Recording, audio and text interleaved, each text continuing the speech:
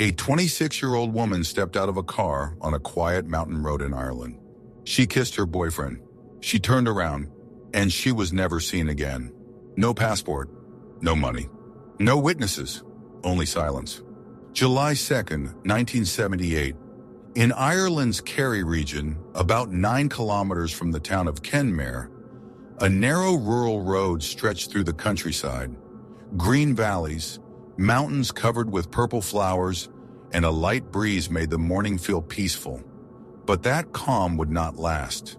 A 26-year-old Dutch woman named Alida Lady Kaspersma was traveling through Ireland with her English boyfriend, Nick Wheatley. Lady was intelligent, independent, and adventurous. She spoke Dutch, English, French, and German. She had worked as a teacher in the Netherlands, as a nanny in Dallas, and in a care home in Hamburg. Traveling alone through different countries was normal for her. She loved discovering new cultures and living freely. Within her means, she was traveling the world. That was simply who she was. Nick Wheatley was 29 years old. He had recently divorced and described himself as a poet. He was uncertain about his future and still had strong emotional ties to his ex-wife and his young daughter. The two met in May on a ferry traveling from Dublin to Holyhead. There was an immediate attraction between them, and they quickly grew close. Soon after, they decided to return to Ireland together to camp and travel. At first, everything felt exciting. They camped in the mountains, visited Nick's friends, and walked through quiet valleys. But toward the end of June, their relationship began to deteriorate. Nick started talking about reconnecting with his ex-wife and ending the relationship. Lady struggled to accept this, but the breakup was slowly becoming inevitable. On the morning of July 2nd, they went shopping in Kenmare.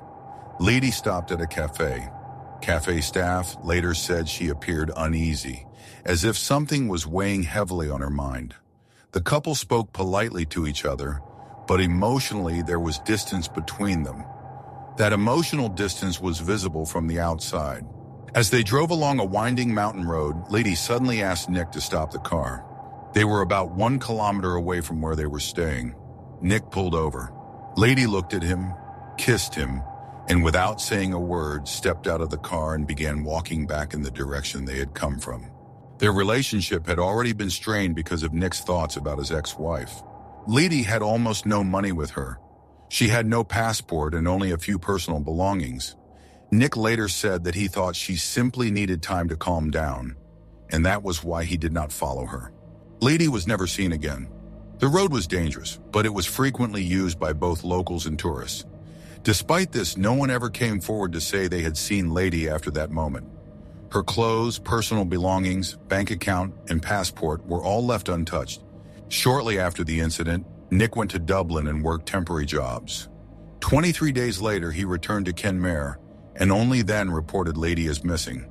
This long delay raised serious questions and caused investigators to lose critical early evidence. Police carried out extensive searches of the surrounding mountains, forests, and valleys.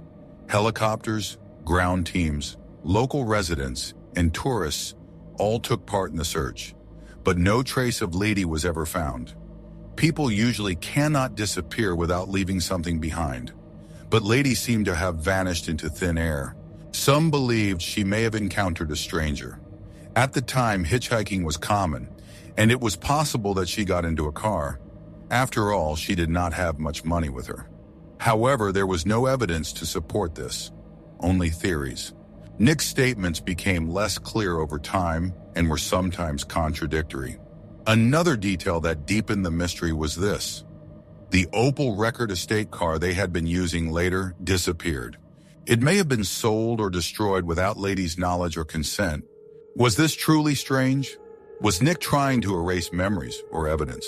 Despite various suspicions, Nick was never charged due to a lack of evidence. For Lady's family, her disappearance became a lifelong wound. Her father passed away in 2006. It is said that her mother lives in a care home. Her siblings continue to search for answers. The case was reopened in 1979, 1980, and again in 2001. In 2001, Nick was questioned once more, but no evidence ever revealed what truly happened. Lady's name still remains on lists of missing persons. On a quiet Irish road, a young woman disappeared. No witnesses, No belongings, no answers. The valleys, the purple hills, and the empty roads still stand as silent witnesses. And somewhere in the shadows of Kenmare, Lady's fate remains unanswered. The Dark Vault. Don't forget to subscribe and hit the bell icon for more awesome content.